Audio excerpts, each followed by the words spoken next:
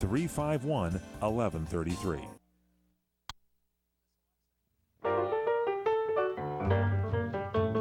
There's a plenty kind of beating it, the rhythm's got a lot of heat in it. Bet you 5 or 10 to 5, it's gonna get you doing what it's doing for me. The Dixieland comes oozing out of it, the Dixieland is so proud of it, they call it jazz. I'm 15, that's the pen for me. and she's 18. New Orleans on Basin Street with all the queens. PM show weekend You edition. think we were happy or what? The one and only Robert Conrad. He enjoys Nellie Lutcher. And you know what? This woman that I'm talking about is still with us, alive, and has wonderful kids and a happy, happy marriage. And I'm thrilled for her. She was a classy act then, and she's a classy act now. And what happened was I went away for a little while, and when I came back, I was into other things, and we kind of, the relationship ended, but it was great when we had it. So, Who are we talking about? we're talking about my girl that was with me with Nellie Lutcher going into the club in Chicago. Really? Yeah, and the club was it was a black jazz club. They had those in Chicago. I don't know if they have them anymore, but it was primarily, and that's what was so much fun because the guy at the door loved me. No, he loved me because he was always telling me I wasn't coming in. He was. Yeah, well, for two reasons. One's because it was black, and two, because I was underage. Right. And So how'd you get by him? How'd you get by the guy? Well, first I stared at him, That's a killer. which did not incriminate him at all. Really? Yeah, and But that's where it started. I won't mention her name, and she put her head down all the time, and then I dropped him a $5, which was big money then. Yeah, that did it. Yeah, and he put his hand out, and kind of put his butt up and grabbed the $5, and I always had a great seat. And it was fun, Why did what did it have? He put his butt up. What did that have to do with grabbing the $5? I just don't understand. Well, I mean, he took this whole, he was happy and proud. And, I see. And he was hiding the $5, and it was great. I hope it's not in his butt, but Well, I got used to it. I'd go there often. Oh, please. I'm just sorry. Damn, I wasn't brought up like that. I'm wow, sorry. That's okay. Thank you. Please. Okay. Yes. Okay. Let's continue with the show All right. here. Anyway, in PM response show. to your post, on Facebook, I'd like to hear your take on global warming issue. Do you think it's real, a myth, or a scare tactic? Perhaps it's been found out to be a bad theory, but is it being milked for its money and making properties? Any thoughts, Bob? Hey, Chipper, first of all, thank you for being a part of my show, but this is not a part of the show. I don't do politics. I'm getting a few questions here, yeah. I don't discuss politics. It's your time away from those that do.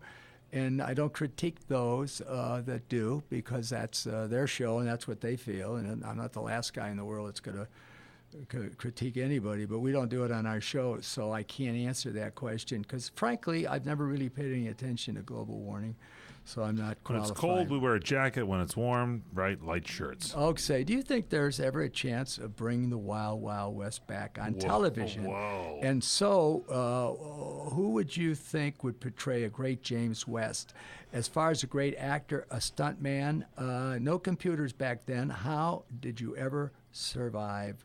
And then there's laughter, he says. And I say, I didn't. That's from Scott. So Scott, they're working right now on doing a Wild West pilot.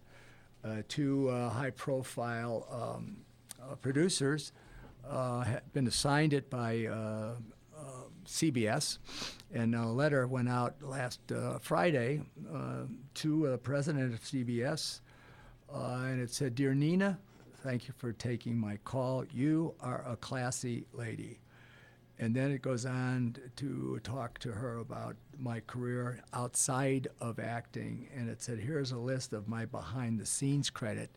And that means shows that I created, I either produced, or directed. And there are just a few are Search and Rescue, Two Fathers Justice, Sworn to Vengeance, Mario and the Mob, Jesse Hawks, Glory Days, Charlie Hanna, and on, and I won't bore you with the rest of them, but I've had a really distinguished career as a creator, a director, and producer. So I had to let CBS know that, and she is a classy lady because she is the boss, and I just, at random, picked up the phone and called her. And I was told that what would happen is her aide-de-camp, Amanda, would say she was out of town, she was in a meeting, she was unavailable, she wasn't in, or she'll take your call. And if she takes your call, that means you're in. So I said, "Hi, Amanda, it's Bob Conrad. Is Nina there?" And she, "Just a moment." And then Nina says, "Hi, Bob." I said, "Hey, how you doing, girl?" You're in, man. And then after that, I said to Amanda, "Hey, girl, what's that all about?"